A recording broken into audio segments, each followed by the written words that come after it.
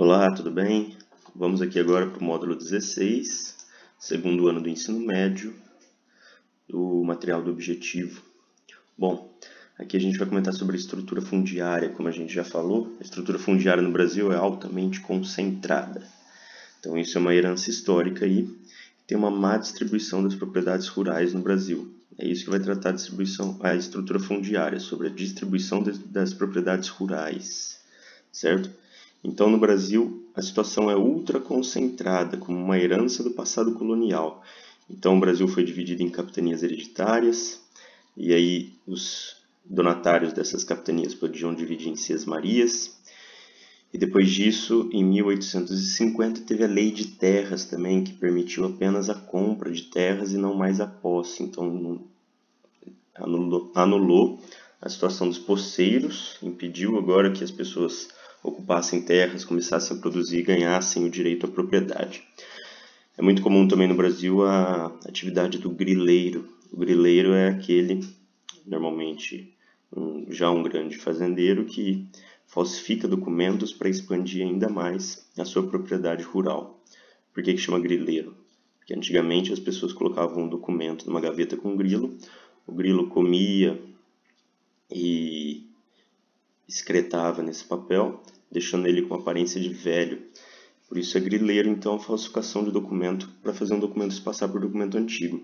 Hoje em dia tem tecnologia para contornar essa falsificação, mas hoje em dia tem a pressão política, né? Então muitos grandes latifundiários que são grileiros se tornam deputados, senadores, e é através do próprio judiciário, lá estando no legislativo e forçando os poderes, eles conseguem então a grilagem de terras.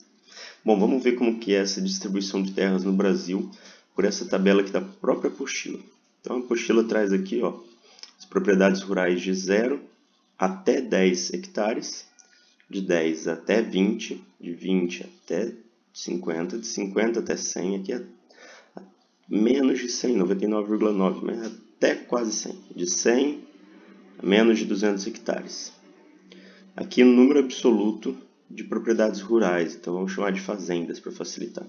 A porcentagem dessas fazendas no total e a área absoluta da soma de todas essas fazendas. Então, no Brasil, de 0 até quase 10 hectares, existem 2.500.000 aproximadamente fazendas.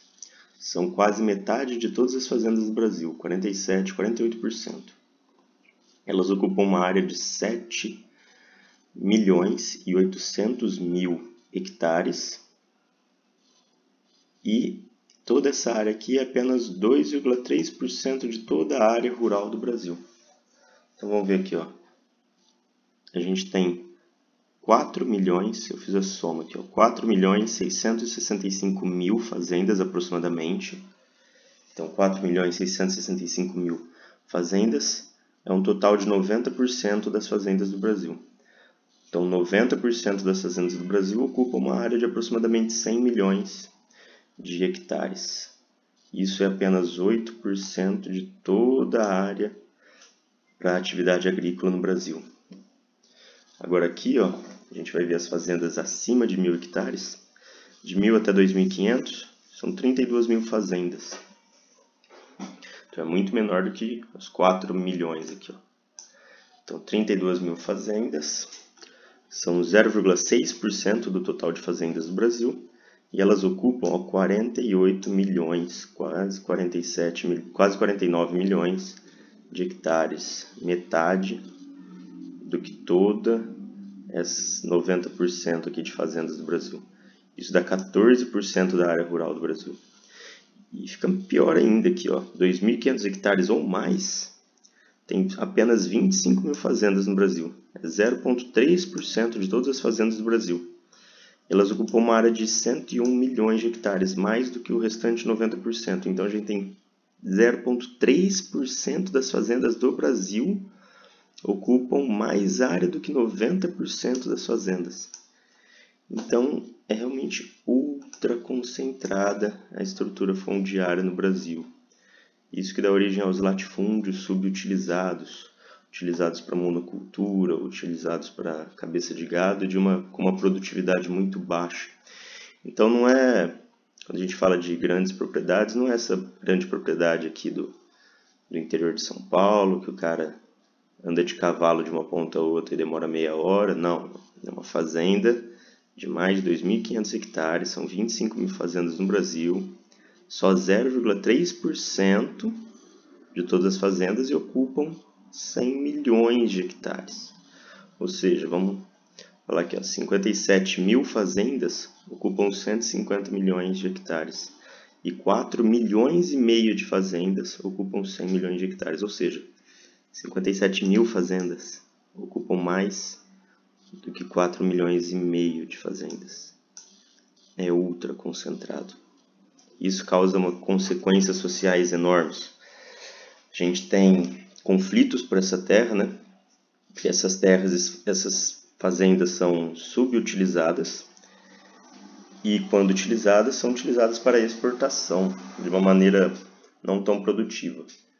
E em contrapartida, a gente tem no Brasil um grande número de pessoas que querem ter direito à terra, querem produzir, querem plantar de uma maneira como propriedade familiar, uma produção familiar, e não tem terras para serem plantadas. Tem muitas pessoas que têm a prática do meeiro, que trabalham, ou parceiro que trabalha na terra de outros e dão parte da sua produção. Então tem muita gente trabalhando na área rural no Brasil, em terras que não são delas próprias, e elas poderiam ter a própria terra para aumentar a renda dessa família, porque aí, aumentando a renda dessa família, você tem, pelo desencadeamento aí de todo o mercado, de toda a logística capitalista do mercado, vai fazer com que essa riqueza circule, aumente o consumo, aumente a produção em outros setores e aí circule mais riqueza pelo país. Então essa é até uma defesa de caráter capitalista aqui, ó. O Ariovaldo Umbelino de Oliveira, em Modo Capitalista de Produção e Agricultura, ele vai defender a reforma agrária por uma ótica capitalista. Então a reforma agrária não é uma pauta de esquerda apenas, é uma pauta também do viés capitalista, mais do viés capitalista, aliás, porque você vai ampliar a produção, você vai ampliar o acesso à riqueza por mais pessoas, e isso vai aquecer, vai fomentar o seu mercado consumidor e vai aumentar a circulação de produtos, também mercadorias. Então, a reforma agrária não é, como muitos colocam, que é uma coisa de esquerdista, do MST. Na verdade, ela é defendida também pelo ponto de vista capitalista para aumentar a produção e a eficiência do mercado, certo? Então, a questão no Brasil da estrutura fundiária é ultra concentrada e tem características, o caráter disso é uma herança colonial. Então, é uma consequência da maneira como o Brasil foi colonizado. Bom, a gente tem, então, denominações aqui, classificações das propriedades rurais. Segundo o INCRA, o Instituto Nacional de Reforma Agrária, a gente tem os minifúndios, pequenas propriedades, médias propriedades e grandes propriedades, que eles vão utilizar o módulo fiscal, que a gente vai comentar logo menos. Aqui, o imóvel rural é qualquer imóvel utilizado para produção agroindustrial, propriedade familiar, que é o módulo rural, o minifúndio, o latifúndio é a empresa rural. A diferença aqui é que o latifúndio é uma grande propriedade voltada para monocultura ou especulação imobiliária, então é subutilizada o latifúndio. Tem uma produtividade menor do que poderia ter. E a empresa rural é uma grande ou média propriedade voltada para a exploração racional, então com tecnologia, que tem uma produção bem maior, voltada para produtos agropecuários diversos. Então aqui está relacionado à agroindústria. O latifúndio é uma grande propriedade onde tem subprodutividade. A empresa rural é uma grande propriedade voltada para os interesses produtivos do mercado com o agronegócio, certo? No território brasileiro, há grandes propriedades improdutivas e milhões de pessoas sem condição para produzir, o que sugere a necessidade da melhor distribuição de terras. Olha aqui, ó. A gente comentou sobre isso. 60% do Brasil são propriedades rurais. E 40% desses 60%, ou seja, aproximadamente 25% de todo o Brasil, está na mão de 78 mil fazendas, que é apenas 1,4% de todos os donos de propriedades do Brasil. Então, 1,4% de todos os fazendeiros do Brasil tem 25% de todo o Brasil. Áreas indígenas e reservas aqui está em 13% e áreas urbanas em 27%. Aqui um outro gráfico mostrando, ó, propriedades até 10 hectares, até 100 hectares, ó, são 85% das fazendas e ocupam 20% da área. 2% das fazendas, 44% da área, isso em 2008. Dados de 2009 aqui, ó, a gente tem com menos de 10 hectares, quase metade das fazendas do Brasil em uma área de 2 hectares em média. 2% da área, na verdade. E aqui a gente tem 0,9% das fazendas com metade da área do Brasil aproximadamente. São fazendas de mais de 1.000 hectares. Aqui esse gráfico mostra a subutilização média. Então nesse mais clarinho aqui é a área média total, então a média do tamanho das propriedades. Em laranja é a média da parte explorada. Então no Tocantins, por exemplo, as fazendas têm uma média em área de 180 hectares, mas elas exploram 70 hectares na média. Tem outras, aqui em Pernambuco, em média as propriedades têm 20 hectares, mas elas exploram 2 hectares. Então, essa diferença aqui são justamente as terras improdutivas. Então, esses são como que são organizados os latifúndios. Então, são as áreas subaproveitadas, subutilizadas do Brasil. Olha aqui onde estão concentrados os latifúndios. Do lado esquerdo aqui o número de imóveis rurais. Então, quanto mais bolinha vermelha, maior o número de fazenda. Então, aqui tem muita fazenda no Nordeste, no Centro-Sul tem muita fazenda. Aqui, ó, todo Sudeste e Sul. Em roxo é a área total dos imóveis. Então, quanto maior a bolinha, maior a área dos imóveis. Então, olha só. Aqui no litoral do Nordeste, com exceção da Bahia, as propriedades são menores. Aqui no Sul e Sudeste as propriedades são menores. E aqui no Centro-Oeste e aqui no Norte, no avanço da fronteira agrícola, as propriedades são muito grandes. Certo? Então, ó, onde tem menos propriedade, a propriedade é maior. Onde tem mais propriedade, a propriedade é menor. Isso a gente vai ver aqui, ó. No Brasil, a região sul é onde tem as terras mais bem distribuídas do país. Tem um predomínio da agricultura familiar. Isso é consequência da colonização por imigrantes europeus. Mas os portugueses que vieram durante toda a colonização não eram imigrantes europeus? Sim, aqui é relacionado ao século XIX. Então esses imigrantes, os italianos, os alemães, que vêm todo no final do século XIX, durante o século XIX, e alguns até no começo do século XX, eles vêm para cá e eles vêm colocar a lógica que eles utilizavam para a exploração lá na Europa. Então lá na Europa, por ser um continente pequeno, eles tinham territórios, as fazendas eram muito menores e você tinha uma racionalidade de exploração, uma exploração muito mais produtiva. Então eles trazem isso aqui para a região sul. Então na região sul vão ser criados minifúndios, policultores e com grande aproveitamento da terra. Então por isso que na região sul você tem minifúndios, policultores com muita produtividade horária. A região Nordeste tem uma grande concentração de terras, herança aí das sesmarias e das capitanias hereditárias, na monocultura da cana-de-açúcar, principalmente no interior do Nordeste. E a região Centro-Oeste, onde tem a maior concentração de terras, onde tem a pecuária extensiva e onde teve o avanço da soja, do milho e do algodão. Eles produzem 42% da safra de grãos do Brasil, leguminosas e oleaginosas, mas tem muita concentração de terra. É o que mostrou esse mapa aqui pra gente. Ó. A região Sudeste e Sul tem maior número de propriedades e menores propriedades. O Centro-Oeste, aqui, o interior do Brasil, tem menor número de propriedades, mas propriedades muito maiores. Aqui a gente tem um avanço da agropecuária para o Centro-Oeste, lá na década de 60, 70, 80. O que aconteceu? Lembra dos imigrantes europeus que vieram aqui para o Sul? Então, com o passar dos anos, a família foi aumentando. Então, você tinha a herança aqui para um filho, de pai para filho. Mas chega um momento em que a família fica muito grande e não tem mais como dividir a fazenda, porque já dividiu em diversas partes. O que acontece?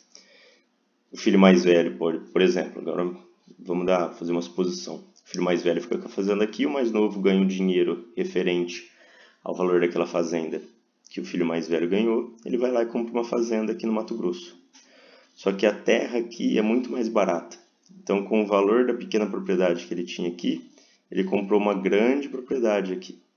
E aí isso levou à concentração de terras. Então, Centro-Oeste, Rondônia, Roraima, tem uma grande migração de sulistas no meio do século XX, final do século XX, e ainda agora, principalmente para Roraima e para a região do Mato Piba, Maranhão, Piauí, Tocantins e Bahia, essa região aqui, ó, que é a expansão da soja. Então, Centro-Oeste, Rondônia, Roraima e essa região aqui do sul do Maranhão e do Piauí tem uma grande migração de sulistas que vêm para cá comprar terra e praticar o cultivo de soja, certo? Vamos voltar aqui então. Vamos ver o que é o módulo rural, o que é o módulo fiscal, que é utilizado para medir o tamanho das propriedades. Os pequenos proprietários, eles respondem por mais da metade da produção de alimentos no Brasil, e é os que menos recebem apoio do Estado. Aqui, ó, agricultura camponesa, os pequenos proprietários, eles recebem pouco financiamento, eles têm poucas terras, eles produzem menos no montante, né? Não tão menos assim, mas ignora esses valores aqui. Eles produzem menos, sim. Ignora essa porcentagem porque a gente não tem a fonte de que ano que é, então não tem como confirmar. Mas, no geral, os pequenos proprietários recebem menos financiamento, têm menos acesso à terra e produzem menos. Mas eles produzem muito maior quantidade de comida in natura e que vem para o nosso prato e empregam muito mais pessoas. O agronegócio, o monocultor para exportação, eles recebem muito financiamento, eles têm a maior parte das terras, eles produzem muito mais, só que o que eles produzem não vem para alimentar a população brasileira, é para exportação. E eles, como são mecanizados, como tem muita utilização de tecnologia, e é monocultura mecanizada, então emprega menos pessoas. Então a agricultura camponesa é muito importante porque produz comida e porque emprega trabalhadores. O agronegócio, eles utilizam isso aqui, ó, a produção global para justificar o financiamento e o acesso à terra. Por quê? Porque eles sabem que isso aqui aumenta o PIB brasileiro, realmente aumenta o PIB brasileiro, ajuda na balança comercial brasileira, mas não traz alimento aqui para a mesa do trabalhador e não emprega muitos trabalhadores. Toda essa renda que é trazida no PIB pela exportação acaba sendo concentrada na mão dos fazendeiros que concentram a terra no Brasil, certo? Então vamos lá. Conceitos de latifúndio e minifúndio são definidos em questão do módulo rural. E o módulo rural foi estabelecido pelo Estatuto da Terra de novembro de 64, já durante o regime civil-militar. Que ele tem base na interdependência entre sua dimensão, situação geográfica e aproveitamento. Então tem que levar em conta o quê? Vamos lá, numa cidade como Urupês. Tem que levar em conta a qualidade do solo, a dimensão da fazenda. Você contrata um agrimensor lá, um engenheiro agrônomo, para ver o módulo rural da sua fazenda. Ele vai analisar onde está a sua fazenda, vai analisar qual que é a qualidade do solo da sua fazenda, vai analisar o que você quer produzir, e ele vai ter uma média da produção por hectare daquela região. Então, você fala que quer produzir cana. Então, ele sabe que naquela região de Urupês, a média de tonelada de cana produzida por hectare é, por exemplo, 10 toneladas de cana por hectare. E aí a sua propriedade tem tantos hectares, ele consegue ver quanto você consegue produzir, e isso está relacionado à subsistência de uma família de 4 pessoas. Então, um módulo rural é o suficiente para produzir e sustentar uma família de 4 pessoas. E aí esse módulo rural vai variar de acordo com a localização da fazenda, o tipo de produção da fazenda e a qualidade do solo que vai garantir o nível de produção daquela fazenda. Então, o módulo rural é o mínimo de terras de que uma família de 4 pessoas necessita para a sua manutenção. Ó, o módulo rural, então, é esse mínimo necessário para sustentar uma família de 4 pessoas. E o módulo fiscal é a mediana. Vamos lá para a matemática, média, moda e mediana. Mediana é o número que está lá no meio de um conjunto. Então, é a mediana dos módulos dos imóveis de um município e considera a área total aproveitável. Então, o município vai fazer o módulo fiscal com base nos módulos rurais de cada fazenda. Então, cada fazenda tem o seu próprio módulo rural. Porque uma fazenda pode ter mais área seca, por exemplo, a gente tem duas fazendas. Uma pega uma área de preservação ambiental, a outra pega uma área de solo totalmente horrível para produção, então vai produzir bem menos. E uma outra que tem uma área muito boa. Essa que tem uma área de preservação vai ter um módulo rural com uma área maior, e essa com um solo muito bom, que vai produzir muito mais numa área menor, o seu módulo rural vai ser menor. O módulo fiscal vai fazer a mediana disso tudo e vai estabelecer por município, certo? Então, o módulo rural é quanto a sua propriedade vai conseguir manter uma família de 4 pessoas, e o módulo fiscal é a mediana das propriedades de um município, certo? Vamos ver aqui, ó, como é que são os módulos fiscais no Brasil. Então aqui, ó, os módulos fiscais que tem de 5 a 20 hectares são as fazendas mais produtivas. Por quê? Porque elas conseguem produzir bastante em uma pouca área e garantem o sustento de uma família de 4 pessoas. Então são essas áreas aqui ao sul, ó, no sul e sudeste, onde você tem uma maior aplicação de tecnologia e você tem policultura, então você consegue produzir mais numa área menor. As fazendas de módulo rural, módulo fiscal maior, aqui ó, de 55 a 65, estão aqui no sertão nordestino e na área da Amazônia Legal. Aqui nas áreas do sertão nordestino, devido às condições climáticas, você tem uma produtividade menor. Aqui no Pantanal, devido aí à região que alaga muito, então você não consegue ter uma produtividade em toda a sua propriedade, uma grande produtividade em toda a sua propriedade ao longo do ano. Então os módulos fiscais também são maiores. E na Amazônia Legal, por ter uma grande área de preservação ambiental dentro aqui, obrigatoriamente você tem que preservar 80% da sua propriedade rural aqui. Então os módulos fiscais são bem maiores. Por quê? Se você tiver 1 hectare aqui, você tem que preservar 80% desse hectare, você não pode explorar todo ele. Aqui em São Paulo, você tem que preservar 20% do seu hectare. Então, o quanto você consegue produzir aqui em São Paulo em 1 hectare, vai ser 4 vezes maior do que você consegue produzir em 1 hectare aqui na Amazônia Legal.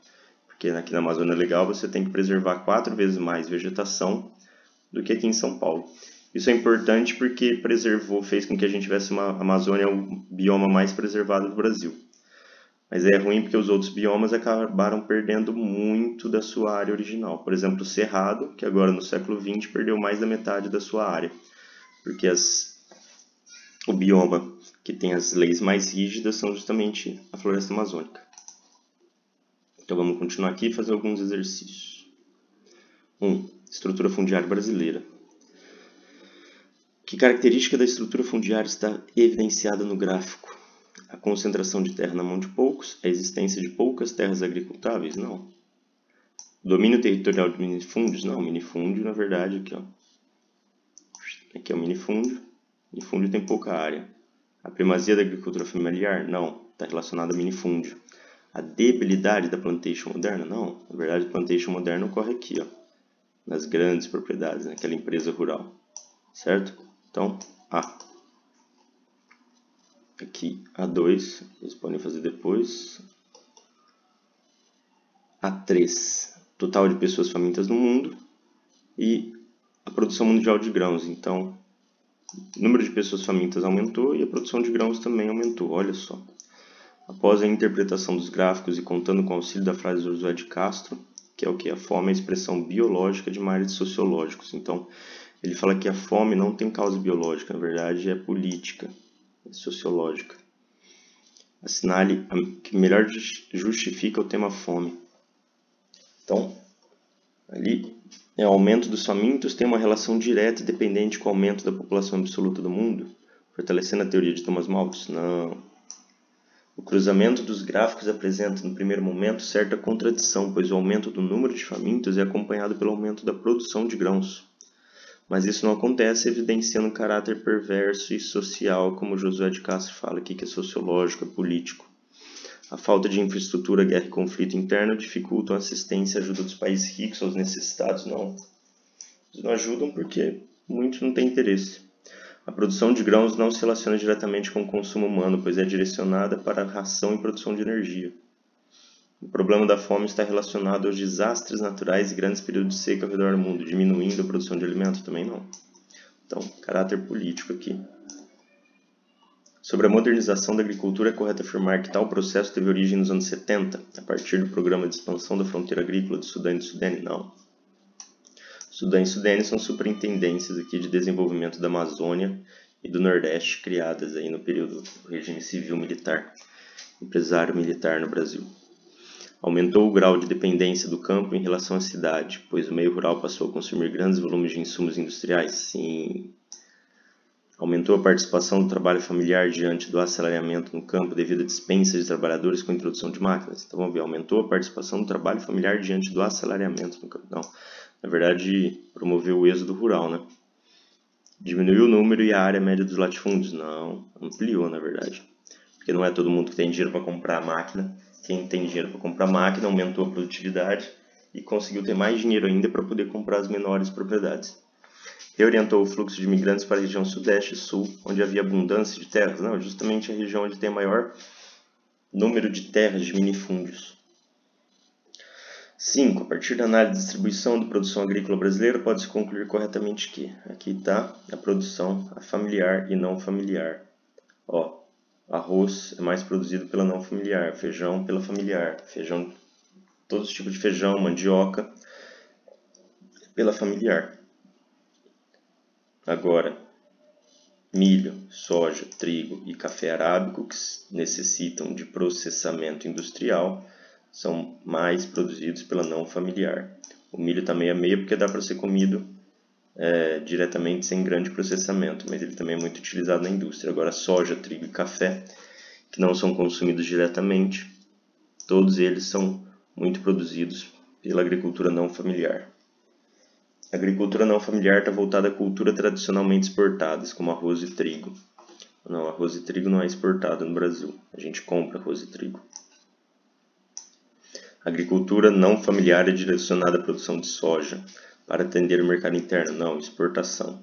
A agricultura familiar é a maior responsável pelo fornecimento de alimentos para o mercado interno, como feijão, pode ser. A agricultura familiar é tradicionalmente praticada na forma de monocultura. Não, policultura. A agricultura familiar tem pequena participação na produção agrícola, pois as terras agrárias são majoritariamente ocupadas por latifúndio. Não, a agricultura familiar não é latifúndio. C. Com relação à estrutura fundiária e relações de produção no meio rural, é correto afirmar que a Revolução Verde foi aplicada às pequenas propriedades para incentivar a agricultura voltada para o mercado interno? Não. A Revolução Verde é o desenvolvimento da tecnologia para aumento da produtividade no campo, na metade do século XX. E foi aplicada nos latifúndios para aumentar a produção para a indústria, para a exportação, então para o agronegócio, para o processamento dos alimentos.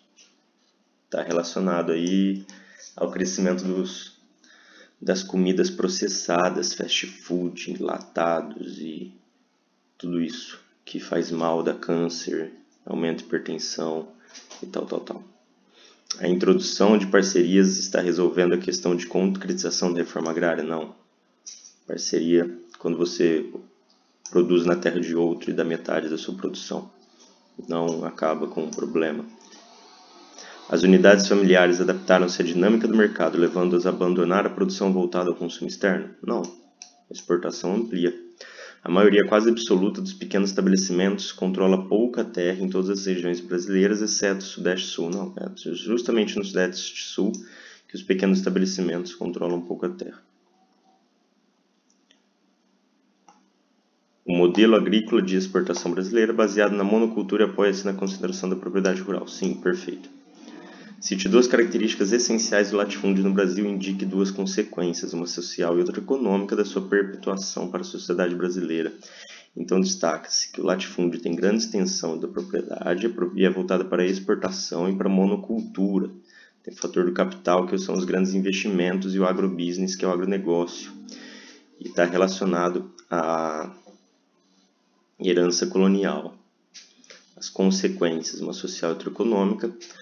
A social, que é o desemprego, o êxodo rural, minifundiarização, a disputa pela terra incorporada pelos movimentos sem terra, minifundiarização, que o restante da terra que não está no latifúndio vão ser muito recortada, criando-se minifúndios.